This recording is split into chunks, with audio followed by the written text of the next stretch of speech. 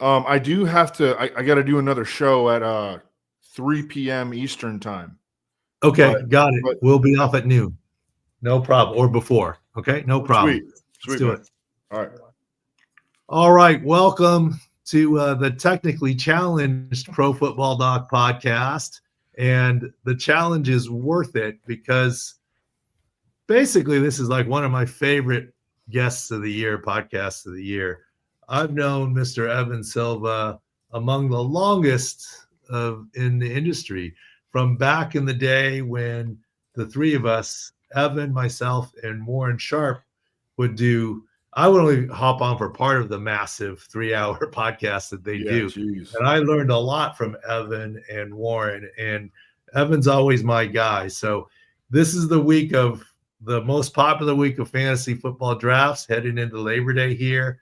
The preseason games are over, and this is our prime spot that we always reserve for Evan Silva to come on. I apologize, technical difficulties. We're not doing the fancy microphone stuff and headset because it just wasn't working. Let's do it the old-fashioned way, Evan. Welcome to the show. Thanks so much for having me. I can't wait to pick your brain. I mean, there's a lot of injury situations going on right now. People are concerned. Achane, could there be lingering stuff with Christian McCaffrey? How do we feel about him? I'm ready to pick your brain, Doc.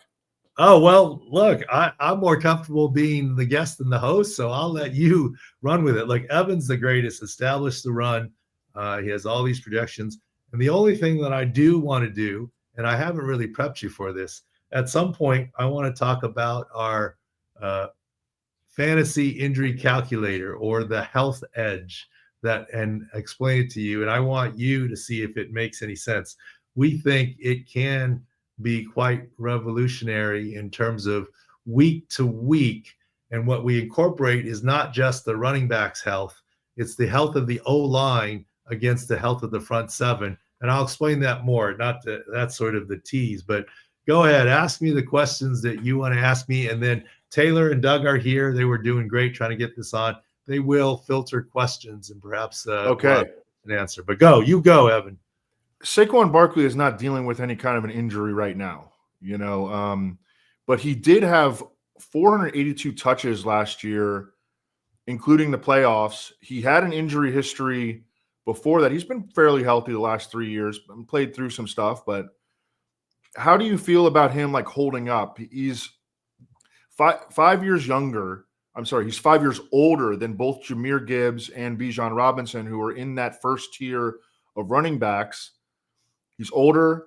He had a massive workload last year. I mean, how do you think he's going to hold up? Great question, but here are my thoughts and theories a little bit, right? Saquon did an unbelievable job last year. In San Diego here, my son and I went to the Padre-Dodger game this weekend. Nice. Let's use a baseball analogy. You've got a Cubs hat on, I think? Yes, sir. Okay, I saw the seat. I was in Chicago. We missed each other. You should have hit me up. It was a quick junket after Canton, Antonio Gates getting inducted.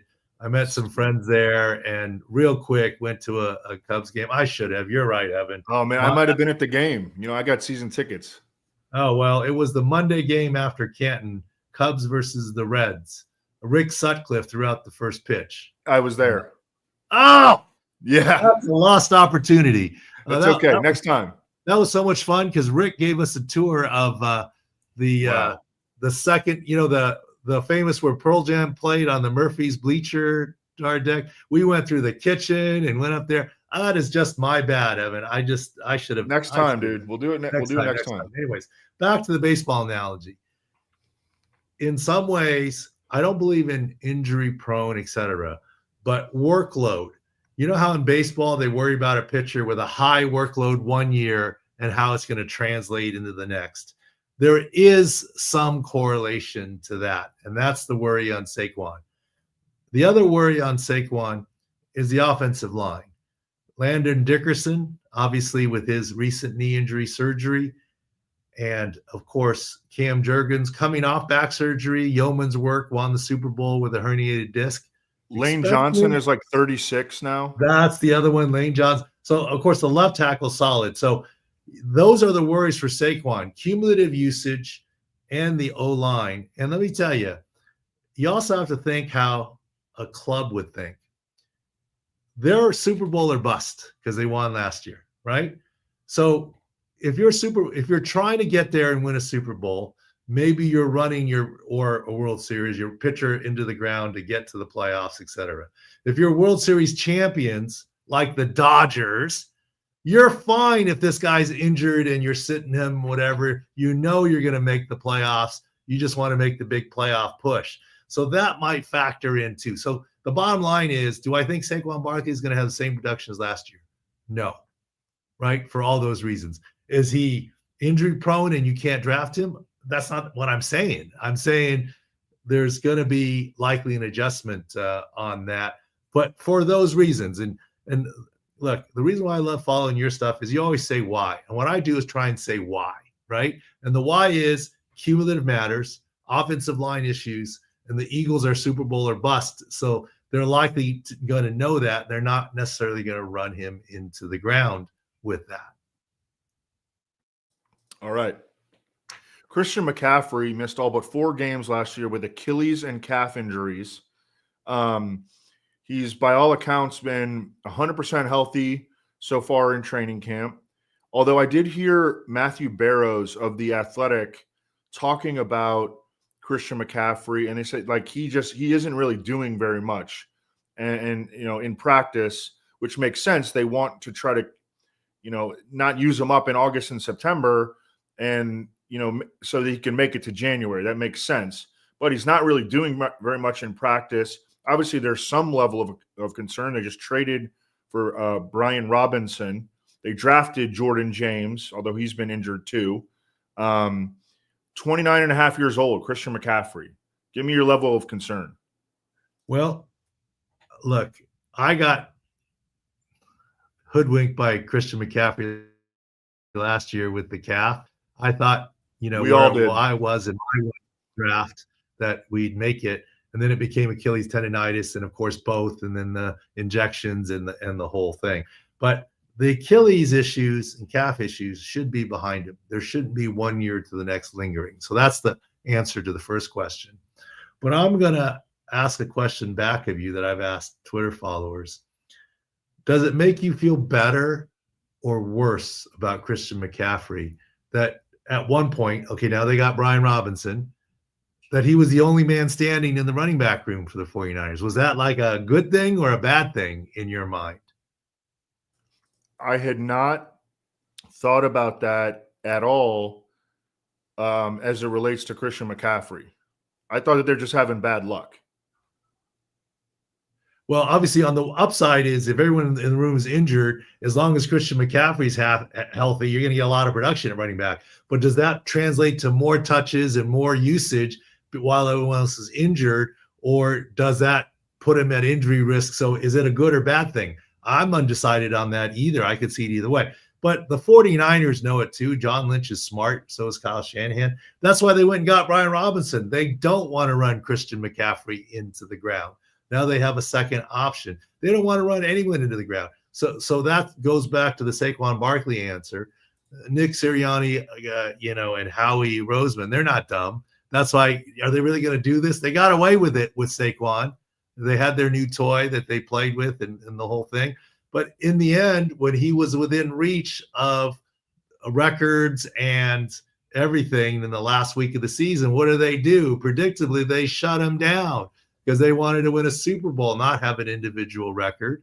And I think that's how the Eagles are going to act again this year. So that answers Saquon and CMC a little bit, hopefully. Yes. Matthew Stafford. And Matthew Stafford is not necessarily, he's not really a big-time fantasy quarterback because pure pocket passers have to just go absolutely nuts to as passers to compete with, the Josh Allens and Lamar Jackson, the Jaden Daniels, Jalen Hurts of the world. He's got to throw like 40 touchdown passes really to matter in fantasy, and he hasn't done that in several years. But he does matter a lot as it pertains to Puka Nacua and to a greater extent Devontae Adams and Kyron Williams. if the Rams have to play with Jimmy Garoppolo as an offense, they're just going to score a lot fewer touchdowns, period. So this matters a lot. Also, Alaric Jackson, the Rams left tackle, has been out, although with blood clots. That's scary. I think that he's had that before too, although he is supposed to return to team drills next week. What do you think about this? I mean, it's a little scary to me. Well, we've already been on – I agree with you. We've already been on futures picks unders on Stafford, okay, for the season. So let's talk about that. First of all, this whole coach speak thing. Love Sean McVay as a coach, but right, it went from day to day, any day, day to day, to week, and to this week, to not this week. And the bottom line is he does not have a back issue. He has a nerve issue that is in his back. And nerve issues are tricky. He likely has a herniated disc, thus the epidural steroid issues. And let me finish before you say you didn't tell us anything here, Dr. Chao. Good case scenario, Phillip Rivers, 2014, played through the season with multiple epidural steroid injections. And Phillip, like Matthew, has a long, Ironman streak. So no one's questioning Stafford's toughness. The bad news, someone else who's played through his share of injuries was Tony Romo. One of his seasons ended after failed epidural steroid injections and a herniated disc surgery. That's a wide variation. When you overlay that out of the 32 teams, at least half of the quarterbacks will miss multiple games or not finish the season. That's about what's statistically correct. When you overlay what I would say, and I've said on podcasts, is I'm not a doomsdayer where, oh my God, Matthew Stafford can't. But if you overlay a 20% chance that Matthew Stafford will have to end his season because of flare-ups in his back/nerve disc issue, overlay that into your projections and thoughts. Beyond the 50% of multiple games, what does that do for Puka's value, Devontae Adams' value, et cetera?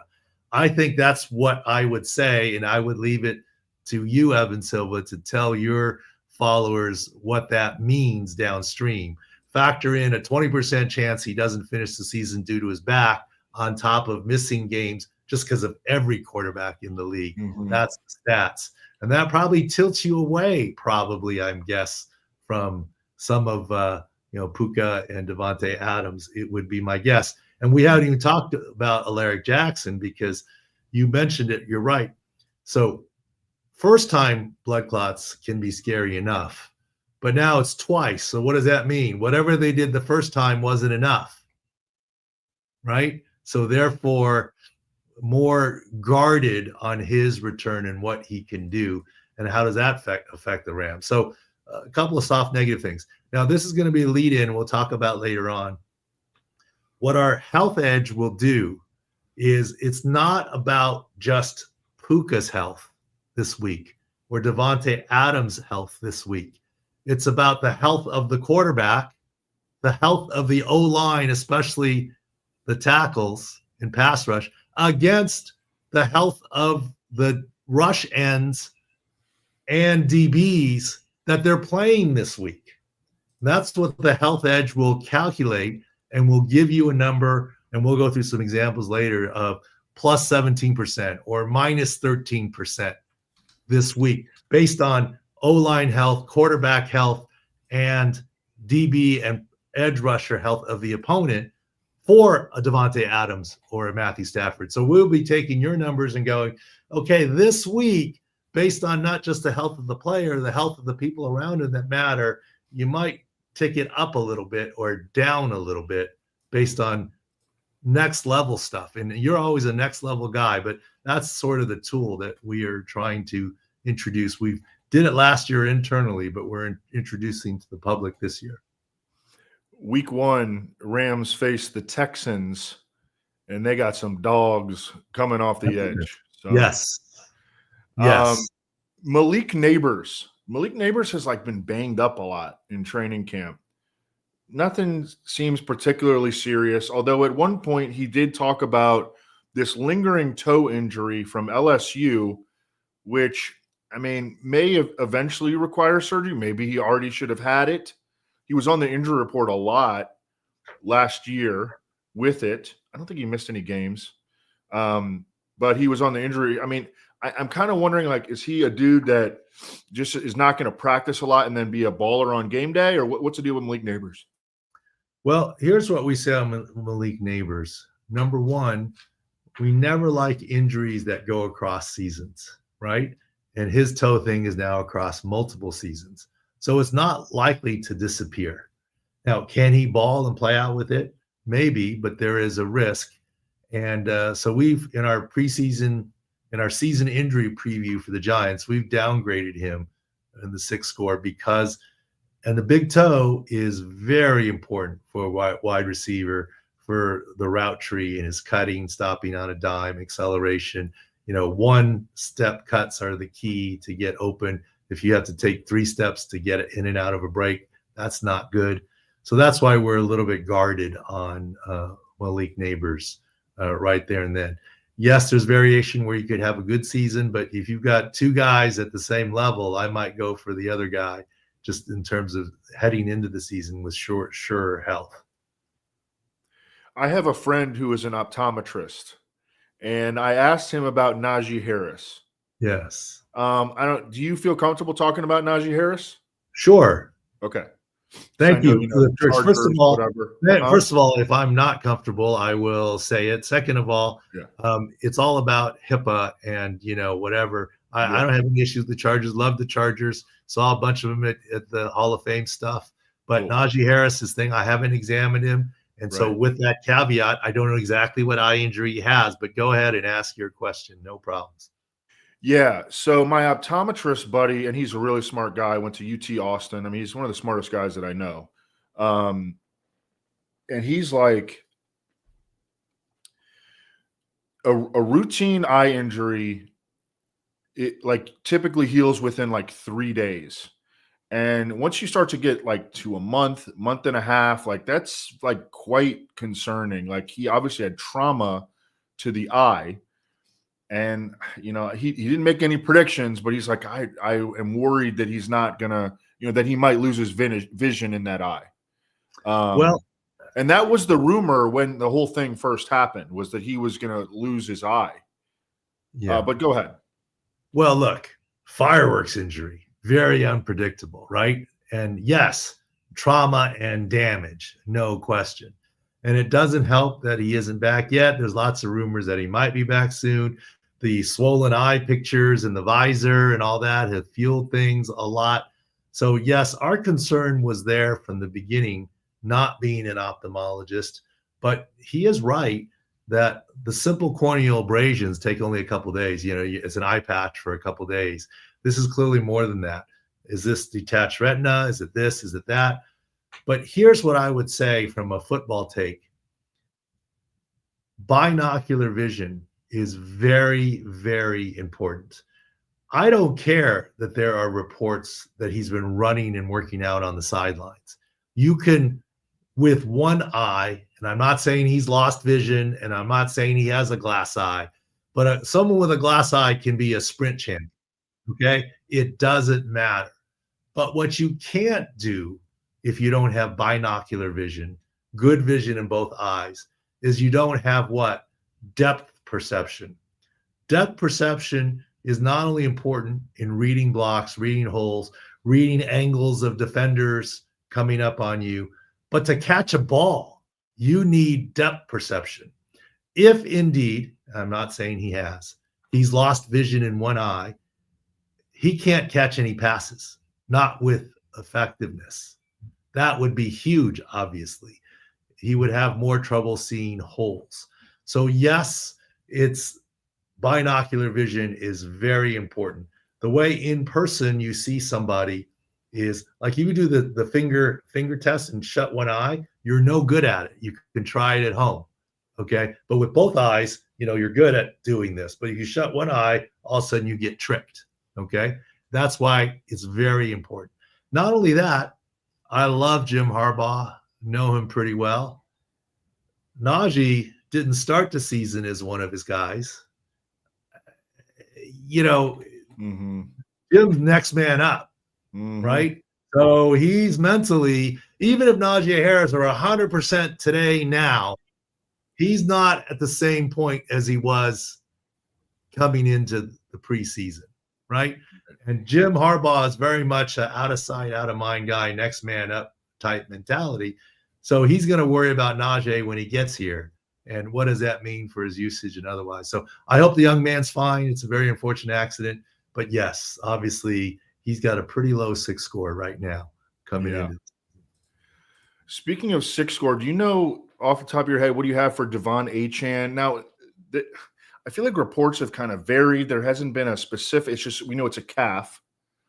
I feel like there hasn't been like specifics given out about what he's dealing with. From one guy you hear that he might be just day-to-day. From another guy you hear it might be a 2 to 3 week thing. I mean, we're getting pretty close to the season here. Soft tissue injury, 5'8", 188-pound dude who is very much reliant on his speed and agility. Where is your level of concern for Achane? Relatively high. I don't want to misquote a 6 score right now. We're transitioning from season-long 6 scores, which his is already lower, to week 1 6 scores. Okay. Right now, our week 1 6 score would have him in the red, right? We have green, yellow, red. So he's going to be low. In other words, likely not to play. As we transition from 6 scores for usage in the draft, he's more in the yellow, right? You can draft him, but he's going to miss some games and miss some time, yellow. But for week 1, we have him in the red. And Doug or Taylor can give you the specific score on the formula. I don't want to misquote it right here, right now. And why are we concerned about it? We're concerned about it for a couple of reasons. A, the type of player he is and explosiveness and speed. And the fact that calf injuries do what? They linger and they can come back. Now, we don't know the degree, grade 1, 2, or 3, the exact location. It's usually medial gastroc. And as a matter of fact, injury reporting isn't even mandatory in the offseason or preseason, as you know. So, but even when we get to week 1, it's going to be calf questionable, right? Or calf, DNP or whatever. It's not very specific. But the reason why we're worried about him also is not because it's only calf and it lingers and it can come back and re-aggravate, is the fact that it happens so late in training camp. When you have Justin Jefferson go out right from the get, we didn't really ding his 6 score. Now, we don't love the fact that he didn't work out that much with his new quarterback, J.J. McCarthy, but we are pretty darn confident. I mean, it's better to have a hamstring early in the preseason than later, and Achane's is later. Like our worry on Terry McLaurin is, all right, a reacclimation injury. A reacclimation injury in late July is different than in late August, right? And McLaurin just signed his contract extension. That's what Washington will have to be careful of. There's no substitute for football activities. You can do all the workouts that you want. So that's why we're down on Achane, certainly to start the season. Terry McLaurin's deal got done about an hour ago. We're recording this on Monday, August 25th. He missed a ton of training camp, but he does have about 2 full weeks before their week 1 game. There is, always concern about guys, that held out. But I mean, he's got 2 weeks. So what do you think about Terry McLaurin? Well, for athletes like Terry McLaurin, there's no question you need more than 2 weeks to be at your best. Is 2 weeks enough to get onto the field? Yes. The worry is there's definitely a higher risk of what we call reacclimation, soft tissue muscle injury, quad strain, hamstring, calf, whatever you name it, as you ramp up and do football activities. The problem is it's the same risk now as it would be if he started in late July. The problem is you don't have the same time as you did in late July. See Justin Jefferson.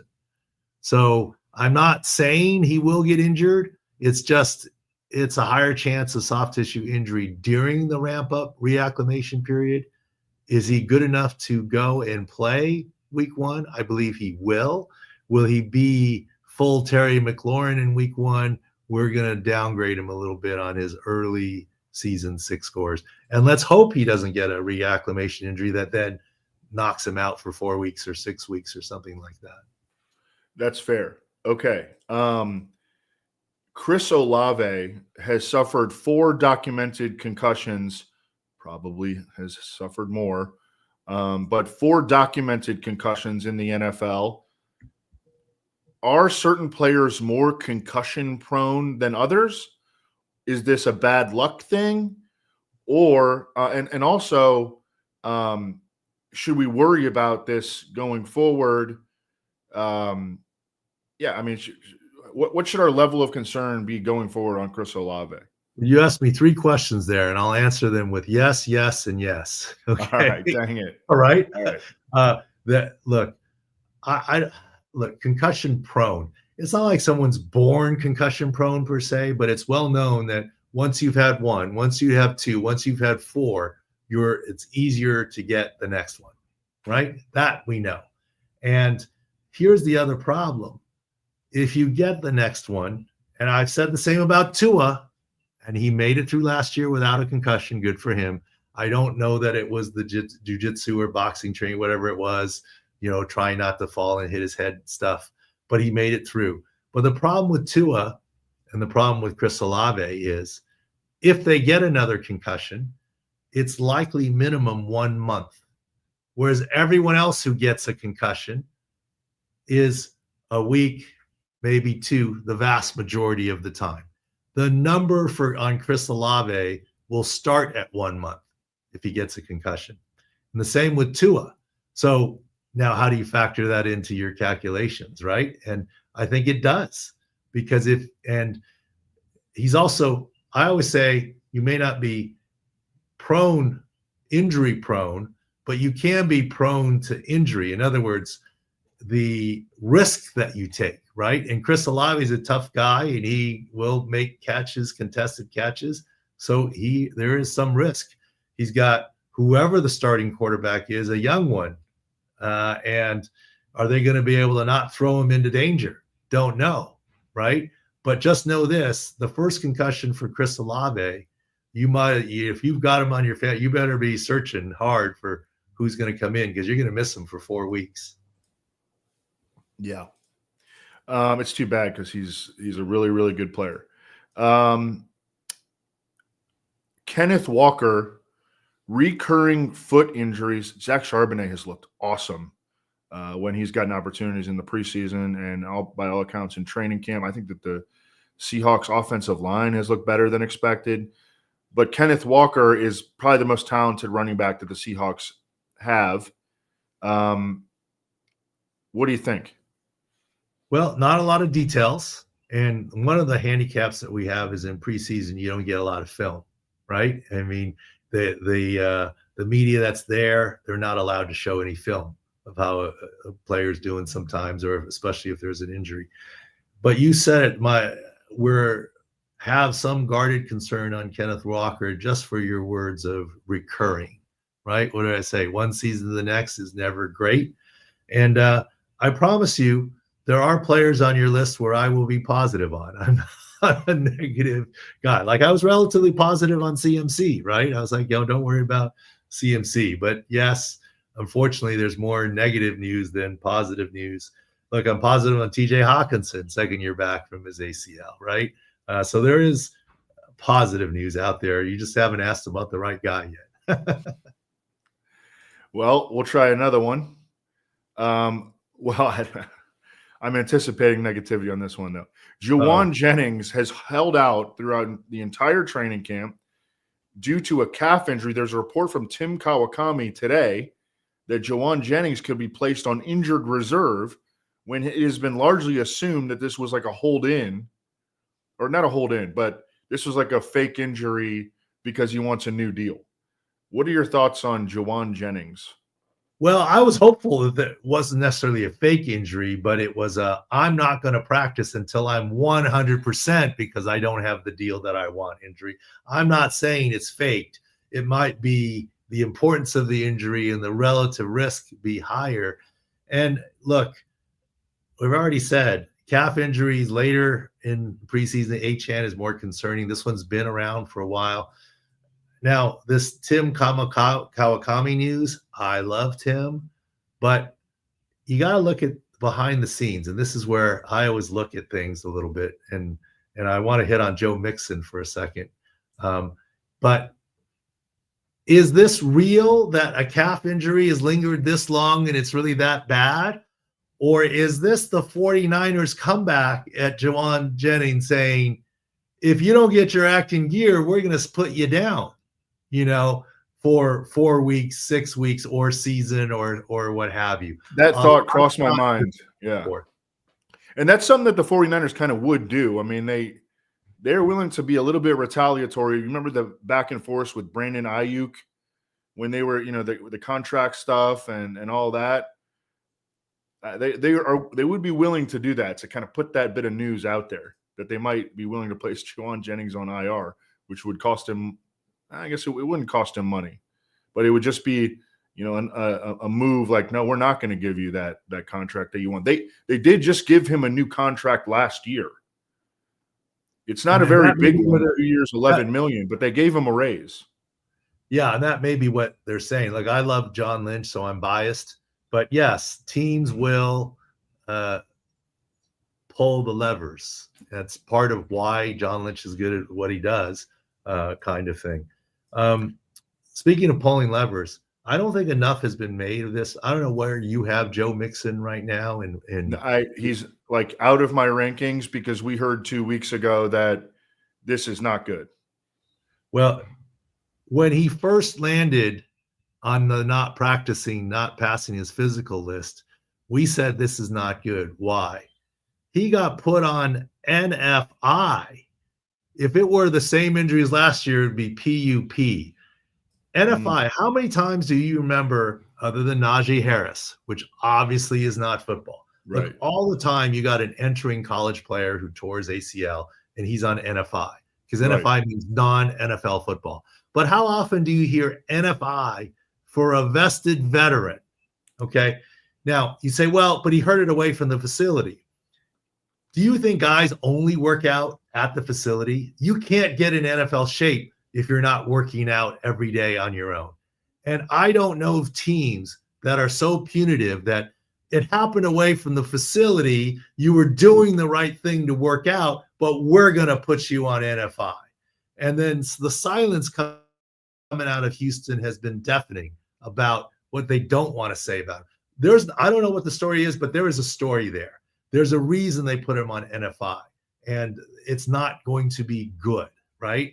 And I'm not sure how he got hurt, but the NFI for a vested vet, like, you would lose the locker room if someone was running training and pulled a hamstring or did something or injured their pec bench pressing, doing the right thing, and you put that veteran on an NFI. The locker room would revolt and say, come on, what are you doing to us and to me?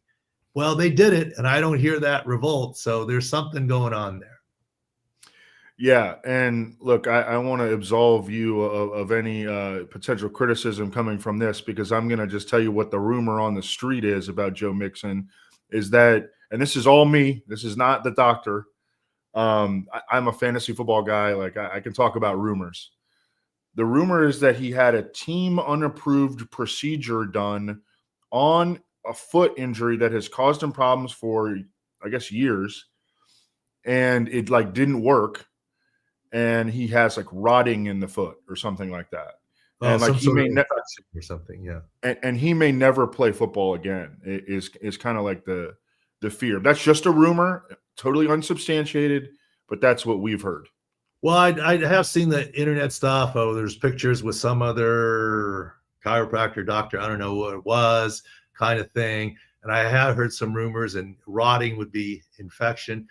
That certainly would fit NFI, right? All I'm saying is NFI allows the Texans to not pay him. PUP means you have to pay him. IR, as we talked about, you have to pay. NFI allows him not to pay him. And when you're trying to take away a guy's money, that's when it gets sticky, unless you're doing it for good reason. And so I'm not sure whether, and you're right, I don't repeat rumors. Thank you for the clarification. I've heard different things, but fact pattern is this NFI is not good. Last guy for you, Chris Godwin. 2 surgeries on an ankle that was dislocated and fractured, I believe, and there was other stuff. But then we get the Schefter report, I believe it was yesterday, that Chris Godwin is not going to go on reserve PUP, which is surprising. And they want him to start practicing by week 2, and he could maybe play by October. Going to miss September, but could maybe play week 4, week 5. What do you think about Chris Godwin? Well, look, I was worried about Chris Godwin, and we in game said ankle fracture dislocation. I was hopeful that his recovery would be smooth because the Bucs renewed him, right? I would assume they know what they're doing. But right now with the delay, I mean, fracture dislocations either go smooth by training camp or they don't. And his is in the not going smooth category. And just this morning or yesterday, I was sent a video of him just walking to or from the locker room. And his gait is not normal on his ankle. Is compensating for his knee. So I guess it's good news that the team thinks he's relatively close. The bad news is I would have hoped, based on the original injury and the way they renewed him, that he would already been ready, right? And so once again, leaking from one to the next. I have a question for you on this whole Tampa Bay situation, Evan. I'm seeing a lot of stuff on the new first-round draft pick they had, Emeka Buga. Are you totally sold on him? Because he saw the Jalen McMillan injury now too, so that's going to be out for a couple weeks too. So it seems like sky's the for him. Do you feel the same way? Yeah. I'm trying to get him on every single team that I draft between now and whenever my last draft is going to be, which I think like September 4th or 5th will be my last draft. I'm trying to get Emeka Egbuka on every single roster. I bumped him up. He's my wide receiver 18 right now, which is way above his ADP. I have him as like a late 3rd round pick, and you can get him in the 6th round. So I take him in the 5th. Just make sure you get him on your teams. He is in an awesome position with Jalen McMillan out for the long foreseeable future, and a little bit of negative commentary there on Chris Godwin from the doctor. And just as a whole McMillan, McMillan with no fracture, but a ligament injury in the neck is closer to 3 months than 6 weeks. Okay. I mean, because you don't want to mess around with the neck. So that's sort of the absence of there. Hey, I'm not trying to jump in here. I definitely want to get Evan out of here because you said you had to go. We were late getting you in. We can do a part 2 podcast. I want to be respectful of your time because you have another media commitment here. But I'll give a shout out to Taylor and the Sports Injury Central staff. They participated in Fantasy Pro included them in the prediction thing. And I want to get it wrong, but yes, they were top 3rd overall, top 5 of running backs projections, largely based on taking injury data. In terms of what we do. So it's a nice little edge there in that competition. That's what we do. And I got more examples. For example, Jamar Chase is a plus 18 in week 1, 18%, based on the Browns cornerback issues, a healthy offensive line for Jamar Chase and the Bengals, and of course, Joe Burrow. So he indexes pretty well week 1. Bucky Irving indexes maybe 8% lower week 1 based on a healthy Atlanta defense and the O-line issues, including Tristan Wirfs. So that's kind of what we're doing with that health edge situation there. If you have time, Evan, we'll still go. But you said 3:00. You had something. I want to make sure I get you out 3:00 Eastern time. So I got to roll, but I mean, we hit on like here. Go get Evan. Everyone probably knows where to get your stuff, but establish the run. Awesome. Thanks so much for having me, and we'll keep doing it every year. All right. If we missed anyone, we can do a part 2 too anytime. Love chatting with you. There's always good stuff. And once again, sincere apologies. My bad. That's a big miss on my part not to reach out to you when I was in Chicago. Oh no! I feel like you need someone to do that for you. I do. Come on. I know if Evan would have he probably did too. If you would have put a picture of you at the game, I would have definitely gone right to Doc. I probably missed that though. If you did, then that's my fault and not his. No, I should have. I know he's a Chicago. I just, for some reason, I know you're on Central Time, but for some reason, I always have my mind maybe because of RotoWire that you're like an East Coast guy, and I know you're not. You're in the Midwest, but I don't know why. It's just my bad. And you were there at the game too. It would have been fun to connect. Oh well. Yeah. And that Murphy's thing was really kind of fun. It's kind of like I would say, it's kind of like the bowling alley suite at the Hard Rock or the old Hard Rock. Something you hear about legendary, and it does exist. Anyways, thanks so much, Evan. I know you got to go. Apologize for the technical difficulties. Thank you, Taylor. We're going to stay on a little bit here. We'll stay on a little bit. Yeah. Okay, we'll stay on a little bit. Thank you so much, Evan. Call or text me anytime. You the man. All right, we'll let Evan go. And hey, Doc, real quick. I'll just tell you real quick. We'll talk about some of the preseason injuries. You saw Aidan O'Connell with his wrist injury, 6 to 8 weeks. Maybe the Raiders need to get a backup quarterback. And also Zach Wheeler. We talked about a little bit about his blood clot. Now we have a finality of the situation, thoracic outlet syndrome.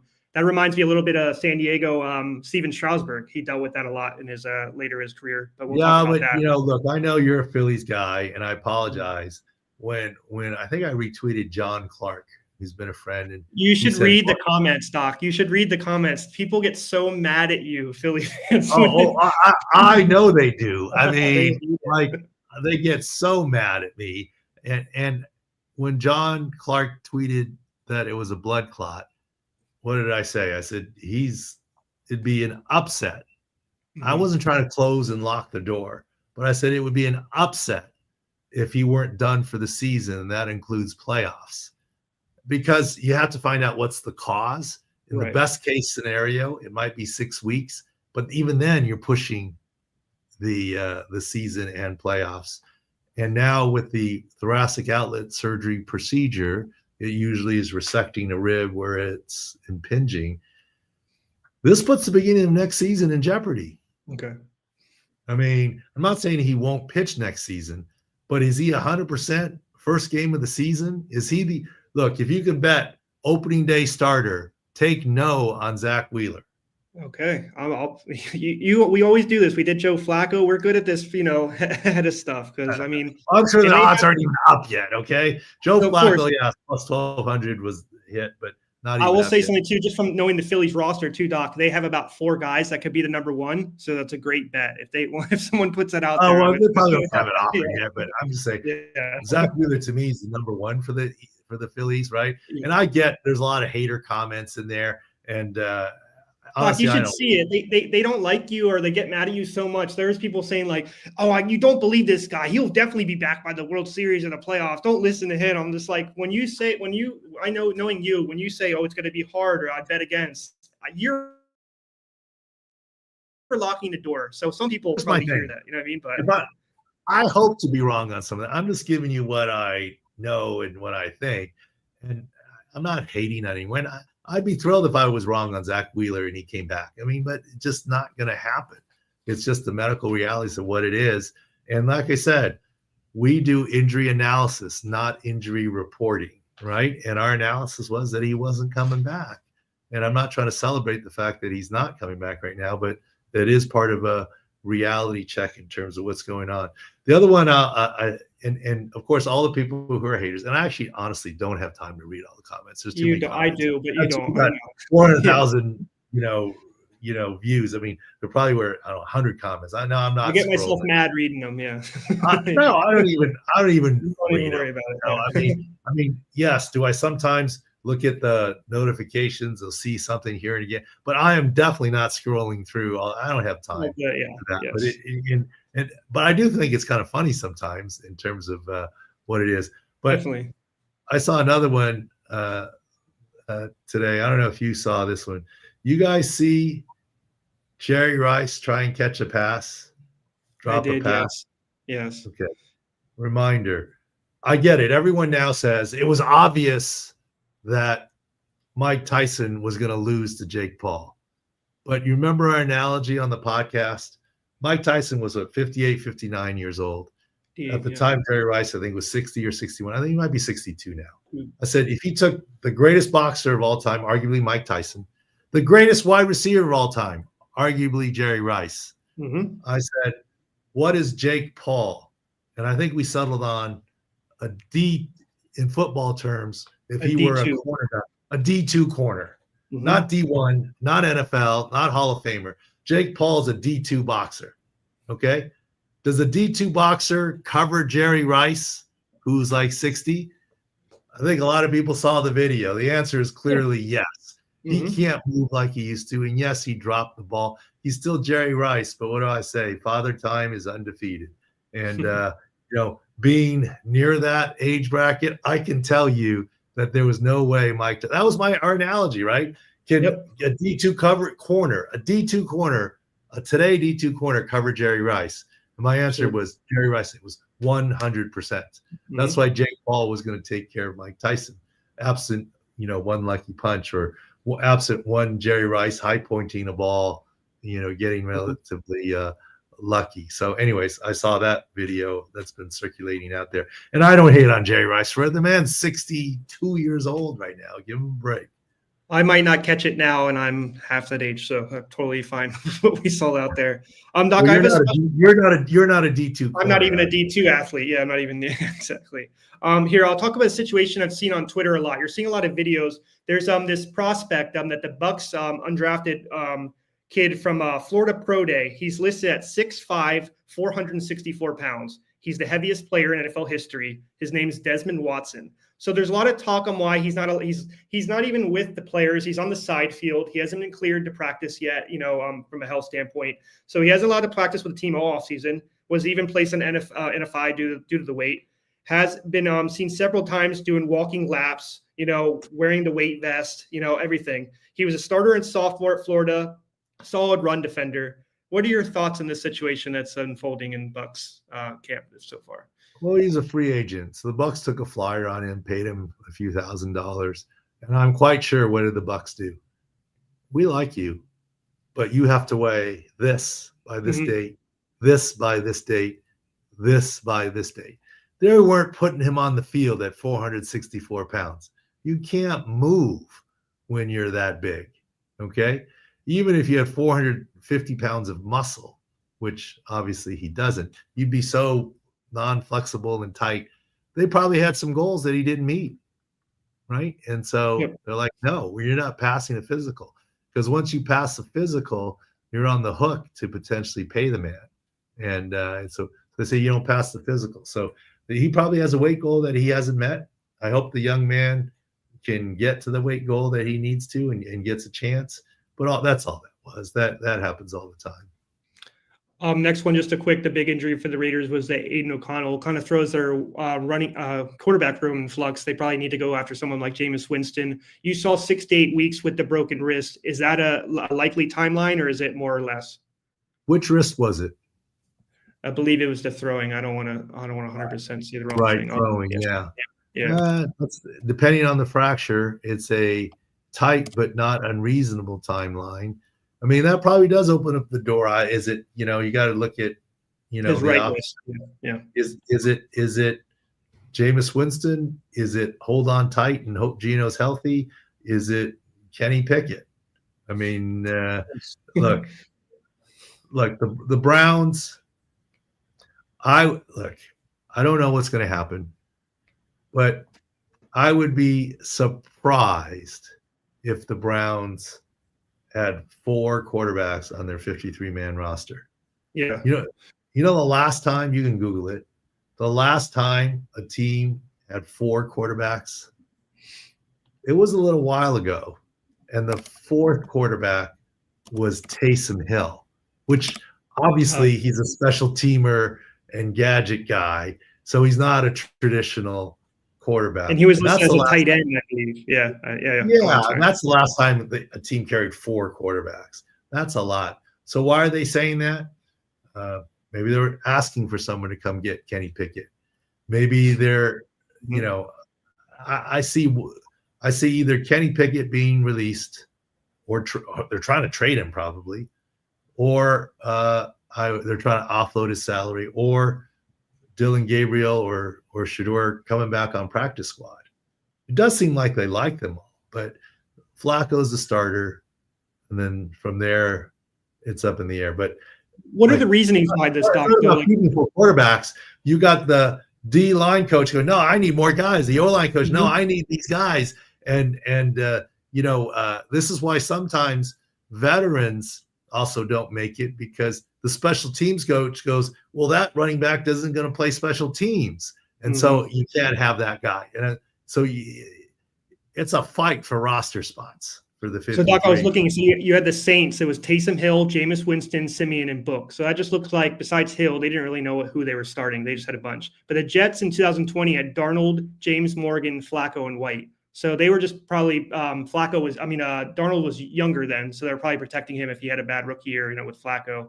And then you have the Dolphins in 2018 with Tannehill, Osweiler, and 2 Falk and David Fells who aren't in the league anymore. And then the Jets, so it just seems like a commonality is that you have a rookie, maybe a rookie starter or someone, and then you have like age or a couple other, like you said, starters behind before. It just doesn't seem right if you need other positions. Well, I get why they would want it, because they're saying we're going with Joe Flacco, and we like the rookies, but they're not ready. So if Flacco gets injured, yes, he's 40, we have Kenny Pickett, right? So it does make sense, but can they really afford it on the roster is going to be the question. And they traded for Kenny Pickett. So if you do that, is that making it look like you wasted a draft pick, or you wasted the compensation for that trade if you get rid of him immediately without him playing? Or I think we all know, forget the conspiracy theories aside on Shedeur Sanders. We all know that the Browns' plan was to take a quarterback, and that was Dylan Gabriel. It's finally Shedeur became too good to pass up in the 5th round, right? Mm-hmm. So the plan was, let's get Kenny, and he'll be the backup. Let's develop a rookie. That was going to be Dylan Gabriel, until Shedeur fell in their lap. Now things may change. Who knows? They'll make the right decision. They got good decision makers in Cleveland. I have one topic to bring up, Doc. You're seeing a lot of people that are getting activated off PUP now. You saw Trevon Diggs earlier. You saw Evan talked about Godwin not being on. Those are things I feel like you need to, maybe there's a PSA needs to be said. Like, that doesn't mean anything about these players being ready week 1. Trevon Diggs and Godwin both haven't really done much at all the whole entire camp and off season. So, I mean, I feel like I need it from you to say not ready yet. Here's the PSA. Passing your physical or off PUP or activated in some way, shape, or form does not equate to 100%. That's the PSA. Mm-hmm. And that applies to Trevon Diggs with his cartilage allograft of some sort that he had. It applies to Chris Godwin with his ankles that's still stiff and limping. Mm-hmm. Okay, so Chris Godwin, let's say he ramps up in practice. Okay, he got hurt last year. Is an additional 2 or 3 weeks going to all of a sudden make him 100%? It doesn't work that way. Right. Does it get him to a point where he could play? Maybe. We hope so, right? That's where they're hinting towards. But that doesn't mean he's 100%. So that's sort of the PSA announcement. Approaching the end, Doc, I have one last question from the fans in the back. Justin Jefferson, I know you brought it up a little bit. You're totally fine with him and his hamstring because it was so late. And just give me your thoughts. And from a fantasy standpoint, are you worried about Jefferson because of J.J. McCarthy? Or is it? I'm not worried about Justin Jefferson because it was so early in training camp with a hamstring. My worry about Justin Jefferson, I'm not trying to hate anyone. It's just I call him a rookie quarterback. In theory, first year playing quarterback, second year in the league.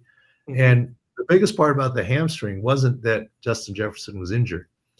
It robbed him of a lot of reps with his new young quarterback. Mm-hmm. That's what the big downside is, not the actual health itself, but it robbed him of a lot of reps. All right, Doc, just to wrap this up, I want to make sure everybody's going to sick picks. We're doing WNBA still. We're clipping at 57%, Doc. We were on a 7-2 run currently. the big thing when you talk about just signal to noise, the 3 biggest stars in WNBA are out right now, and I don't think anybody knows. I know because I'm reading SixScore.com, but you just don't see people promoting that. The 3 stars are out, and you'll see a lot of that stuff. I know it's WNBA, but yeah. signal to noise, it's good. But NFL is here. Yes. The site, check the site. We're going to be putting up all the field views for week 1. As we mentioned earlier, all the 6 scores are being converted from season-long 6 scores, like Devon Achane as a yellow, because that's sort of a draft thing, to week 1, where he'll be red in our mind, etc. So the next game is a real game 2 Thursdays from now. So we'll get all those field views up, the Revent website. Don't be intimidated when you land there. Everything before that was free is still free. You just have to log into it, and it's still free. Yes, there are picks, and yes, there are other portions that have money. So guess what? So we could pay Taylor and his 5. You added 2 more assistants, and and Doug and everyone else. Everyone needs to make a living. We have a business. I actually don't make any money off of 6 score. Don't get paid for any of it. So I'm the poorest man in the room in terms of 6 score. So don't at me. Just in terms of 6 score. Just in terms of 6 score. Yeah. Yeah, but all good. All right, thanks for listening and watching. Thanks to Evan Silva, Pro Football Doc Podcast, Sports Injury Central. We'll see you next week, and we will get into our new schedule where we're going to do the podcast on Sunday. We'll have all sorts of VSIN hits and all sorts of different things new this coming year. Thanks for watching.